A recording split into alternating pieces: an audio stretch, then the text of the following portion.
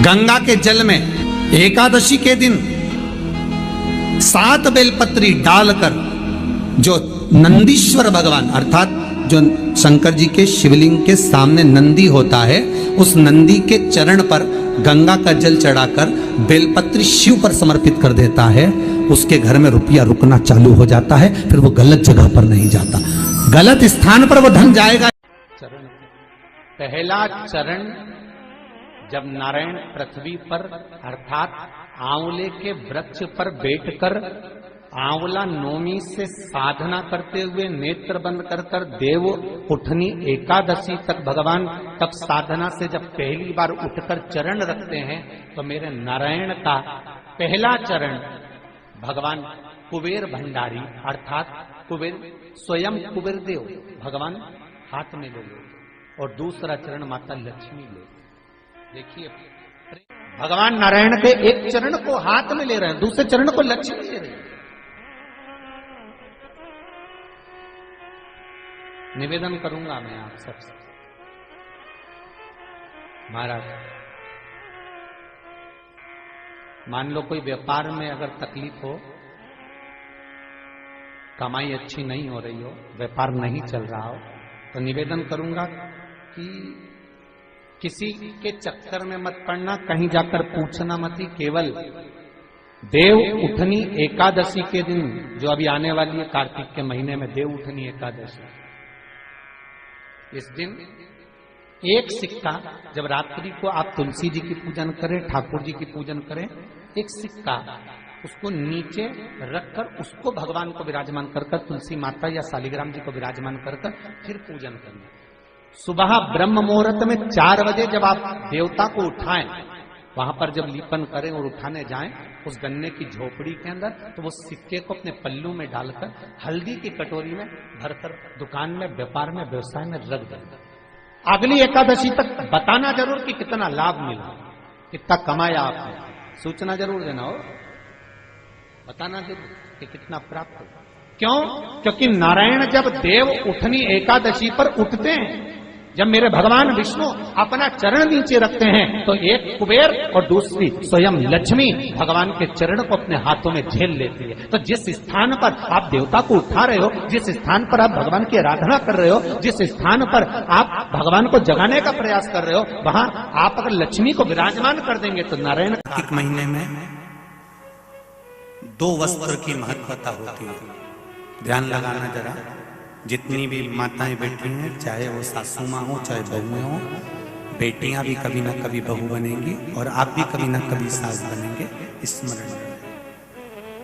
कार्तिक महीने में 2 वस्त्र का विधान है, एक पीले कलर का वस्त्र और एक लाल कलर का वस्त्र। एक पीला वस्त्र है, एक लाल वस्त्र।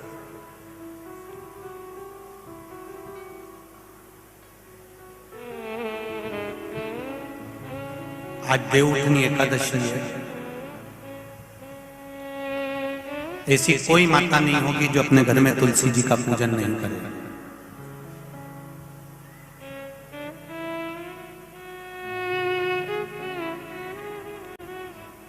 घर की मां यदि आज देव उठनी एकादशी के दिन लाल वस्त्र, बैकुंठ, वैसे तो पचवीगन का महत्व बताया गया है स्कंद पुराण में, जो 5 दिन पीछे के होते हैं। आंवला नवमी से जो क्रम पचवीगन का चालू होता है पूर्णिमा तक, बैकुंठ चतुर्दशी के क्रम तक, उसका जो महत्व, इन 5 दिनों की महत्वता वैसे स्कंद पुराण में कही गई है, पर आप समझें उसको। लाल वस्त्र अगर कार्तिक महीने में तुलसा महारानी पर ओढ़ाया जाता है और वही वस्त्र बाद में रख लिया जाता है संभाल कर, तो उस घर में किसी कर्म गति के कारण भी अगर अपशब्द निकल रहे होते हैं, तो वो अपशब्द वो वस्त्र रोक लेता है, वो वस्त्र रोकता है। कौन सा वस्त्र? लाल वस्त्र। पीला वस्त्र इन 5 दिन में अगर तुलसा महारानी को चढ़ाया जाता है और उसको रखा जाता है तो जिस नारी के गर्भ से संतान नहीं भी हो रही होती है उसके कक्ष में अगर वो वस्त्र कुछ दिन तक रखा रहता है तो ये निश्चित आती है कि गर्भ ठहरता जरूर है। ये पीले वस्त्र की और लाल वस्त्र की महत्वता कार्तिक महीने में, जैसा कि आपको पता ही है, कार्तिक मास की शुक्ल पक्ष की एकादशी को देव उठनी एकादशी का पर्व मनाया जाता है। इस दिन भगवान विष्णु जो कि देवशयनी एकादशी को निद्रा अवस्था में जाते हैं, उसके बाद 4 माह बाद देव उठनी एकादशी को अपनी निद्रा से जगते हैं या उठते हैं। हमारे हिंदू धर्म में इस दिन का बहुत ही अधिक महत्व है, क्योंकि शुभ व मांगलिक कार्य देव उठनी एकादशी के बाद ही प्रारंभ हो जाते हैं। एकादशी का व्रत करने से पुण्य की प्राप्ति होती है। देव उठनी एकादशी पर तुलसी का विवाह भी होता है। इस वीडियो में देव उठनी एकादशी के दिन आप क्या उपाय कर सकते हैं, ये गुरुजी द्वारा बताया गया है। यदि आपको उपाय में कोई भी समस्या आए तो आप कमेंट करके पूछ सकते हैं, और यदि आप हमारे चैनल पर पहली बार आए हैं तो चैनल को सब्सक्राइब करना ना भूलें। चलिए अब चलते हैं उपाय क्या है। दोस्तों, यदि आपका व्यापार नहीं चल रहा है, व्यापार में तेजी नहीं है, आपको बहुत अधिक समस्याओं का सामना करना पड़ रहा है, तो देव उठनी एकादशी आ गई है।